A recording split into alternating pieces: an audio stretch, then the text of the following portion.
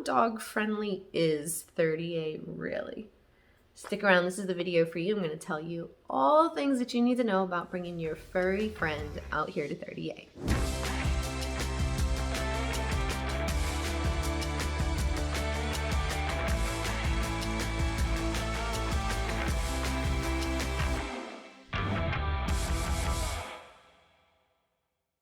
I'm AJ Baduke with the Emerald Group right here on the Emerald Coast. So if you have any questions about the area from Pensacola to Panama City Beach or anywhere in between, go ahead and hit that subscribe button and ding the bell so that you get notified every time we do another video.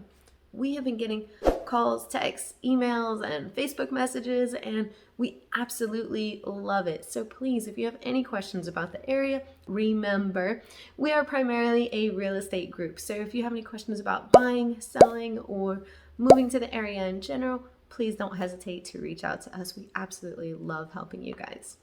I would say, I don't even know what the percentage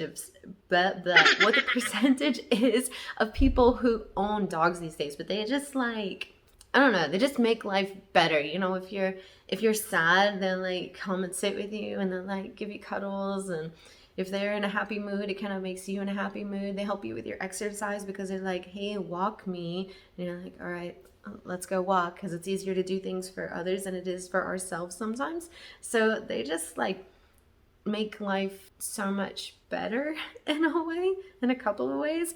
So I know that it's a really important topic to know, like when you're considering an area, just how dog friendly is it? And because 30A is my specialty and such a wonderful place, I really wanted to provide that information to you guys.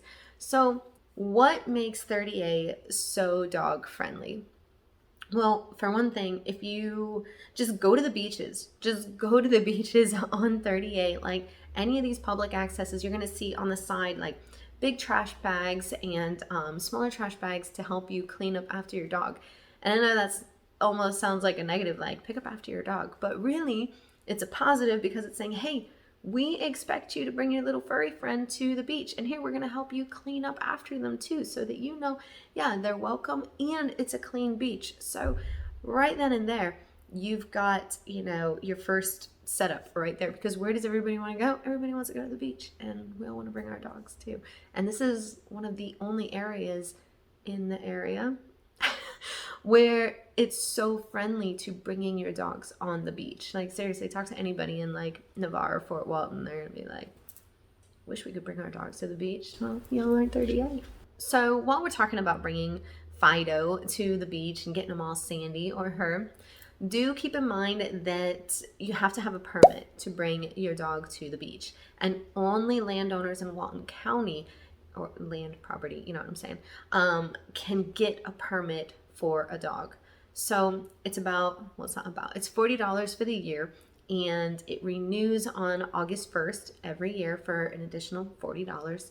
If you lose your tag in the sand, it's going to be $10 to replace it. Now, also keep in mind, there are specific hours or blocks of times daily where you can bring your dog, because, you know, the beaches have a tendency to get super crowded and they just want to make sure everybody's safe. If you're going to want to bring your dog to the beach, then the hours are between 3:30 p.m. and 8:30 a.m. every day. So that's per day, and that's all year round. So if you wanted to go when it's kind of cold out and put like a little sweater vest thing on your pup and take them out to the beach, you absolutely can do that in the colder months, specifically during those time periods. Something else to consider is, like I said, you have to be a homeowner, a property owner, landowner in the area in order to qualify for this permit, which you can get really easily, by the way. You just file online. But guests are not able to get permits, and your friends that come to visit, they're not able to get permits. So don't like leave your permit at your property when you're not there and maybe renting it out to guests for your guests to use, or hand it off to your friend who wants to bring their pup to the beach, because you can get in some pretty big trouble. I say pretty big trouble. They're going to revoke your permit, basically, and you won't be able to take your puppy to the beach anymore because you wanted to share that experience with someone else. I know it's like, oh man, but at the same time, you know, it is what it is. It's just good to know the rules so that you don't set yourself up for failure by trying to help somebody else, you know, with a a kind of short-lived experience. It's one thing when you live here full time or come here very, very frequently, you know? So just keep that in mind. So we talked about guests, and I kind of want to bring up this point, you know, why 38 is so like keen on making the area super dog friendly.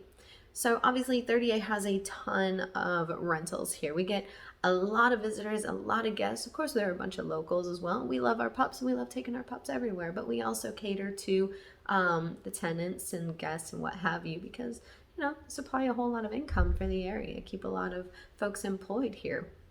And studies have shown that of people who own dogs, over half of them bring their pups with them when they vacation. So it only makes sense to make sure that we're catering to those folks. It's really easy and welcoming to bring your pup or their pup, you know, out here to the area, because we want to have that great feel. We want everybody to feel welcome and happy. You know, they've got their whole family with them, to include their pup, because that's part of your family, you know.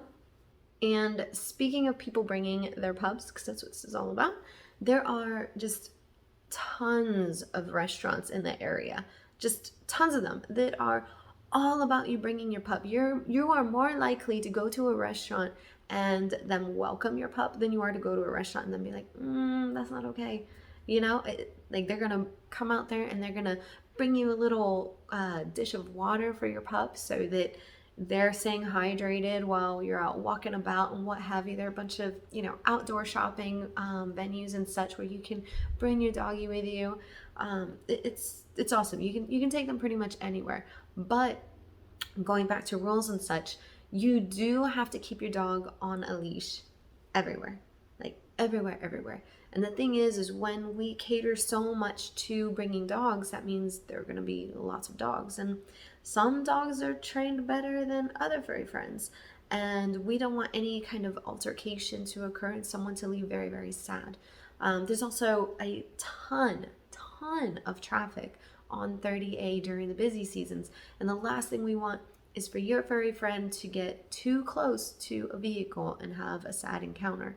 So absolutely, please always keep your dog on a leash, even if they're like so well trained, so well behaved. Maybe you're a trainer and your dog is like at the heel all the time and there's just no way possible that they're going to get distracted and run off.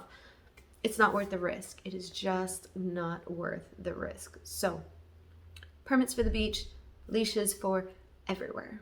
Super fun topic for today. I absolutely love doing this video for you guys, and hopefully you got all the information that you needed on just bringing your pup with you when you come to the area or when you're purchasing in the area, just so that you know that this is a good spot for all of you dog people.